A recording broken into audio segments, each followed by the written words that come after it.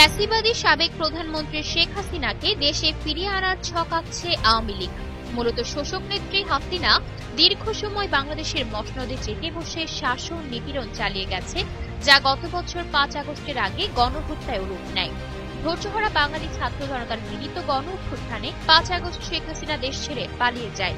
এরপর থেকেই চূড়ান্ত কোণঠাসা অবস্থায় আছে আওয়ামী লীগ। তবে পলাতক থেকেও বর্তমান অন্তর্বর্তীকালীন সরকারকে ব্যর্থ করার সর্বাত্মক প্রচেষ্টা চালিয়েছিল পরাজিত শক্তি। সব ধরনের পরিকল্পনা ব্যর্থ হওয়ার পর নতুন করে সক্রিয় হয়ে উঠেছে কার্যত নিষিদ্ধ দল আওয়ামী লীগ। জানা গেছে, রাজধানীর গুলশানের একটি বাসা থেকে শামীমা নাসরিন শম্পা ও সোহেল রানার নামে আওয়ামী লীগের দুই নেতাকে গ্রেফতারের পর বেরিয়ে আসে নানা চাঞ্চল্যকর তথ্য। তারা জানিয়েছে, এবছরের ৮ জুলাই রাজধানীর একটি অভিজাত কনভেনশন হলে এক গোপন প্রশিক্ষণ কর্মসূচি অনুষ্ঠিত হয়। সকাল ১০টা থেকে সন্ধ্যা ৬টা পর্যন্ত রাজধানীর এই অভিজাত কনভেনশন হলে গোপন প্রশিক্ষণ কর্মসূচিতে অংশ নেয় ৪০০-এরও বেশি নেতাকর্মী। তাদের মনস্তাত্ত্বিক ও গেরিলা প্রশিক্ষণ দেওয়া হয়। এমনকি ট্রেনিং কক্ষে শুধু অস্ত্র চালানো নয়, ছিল তথ্য লুকানো, লোক চেনা এবং স্লিপার সেল গড়ে তোলার জন্য প্রশিক্ষণ।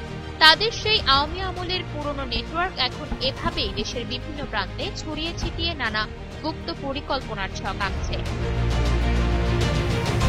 দেশকে অস্থিতিশীল হতে রক্ষা করতে স্বরাষ্ট্র মন্ত্রণালয় ২৯ জুলাই হতে ৮ আগস্ট এক বিশেষ অভিযান পরিচালনা করেছে। গোপন সূত্রে জানা যায়, শেখ হাসিনার একটি বার্তা কিংবা একটি গোপন চিহ্ন বা শব্দই হতে পারে নতুন কোনো বিস্ফোরকের সূচনা, যা দেশকে আবারও করে তুলতে পারে অস্থিতিশীল।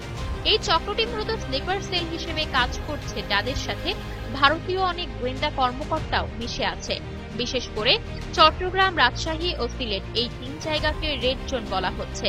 এই ক্ষমতাচ্যুত দলের এখন সংঘবদ্ধ হয়ে নানা চক্রান্তের মূল হাতিয়ার তারা কৌশলে এগোচ্ছে। তারা মূলত ৩টি কৌশল অবলম্বন করছে। প্রথমত, মিডিয়া অ্যাক্টিভিজম ও গুজব ছড়ানো, প্রশাসনিক দুর্বলতাকে কাজে লাগানো এবং রাজপথে হঠাৎ করে ফ্ল্যাশ মবের মতো উত্তেজনা সৃষ্টি।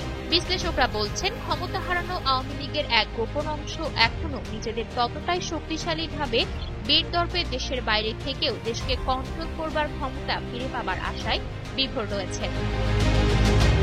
আয়শা অর্থী, নিউজ ডেস্ক, গ্লোবাল টেলিভিশন।